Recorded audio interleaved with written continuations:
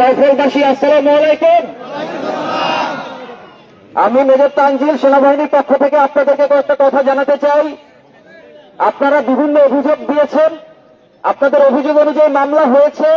সেই মামলায় যথোপযুক্ত আইনানুগ ব্যবস্থা সার্কেল এসপি সাহেব অলরেডি আপনাদেরকে বলেছেন যে উনি এই ব্যবস্থা নেবেন এবং উনি এখন পর্যন্ত দায়িত্ব নিয়েছেন এবং উনি দেখবেন। এই সম্পর্কে আপনাদের তো আর কোনো ডাউট নাই আছে? সেনাবাহিনী আগামী 12 তারিখ যে নির্বাচন আছে সেই নির্বাচনে আমরা কথা দিচ্ছি।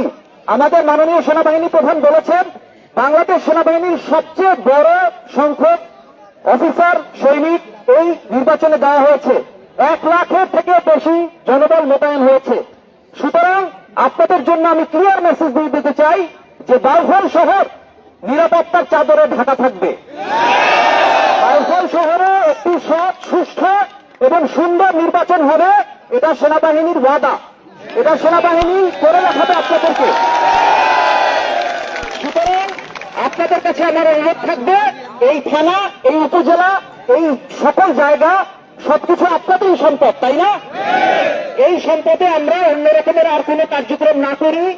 আপনাদের লোকজন এখানে আছেন, তাদের মাধ্যমে আমি বলতে চাই আপনারা শান্তিপূর্ণভাবে, নিরাপদভাবে আপনাদের অভিযোগ দাবি জানিয়েছেন।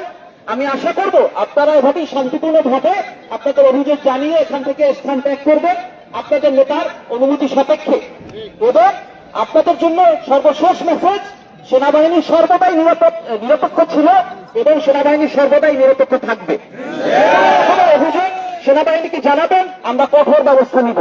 এবং কেউ যদি ভোট কেন্দ্রে বা ভোট কেন্দ্রে কোনো জায়গায় কোন রকমের নিরাপত্তাজনিত ঘটনা ঘটানোর চেষ্টা করেন, সেনাবাহিনী কঠোর হাতে দমন করবে। ধন্যবাদ।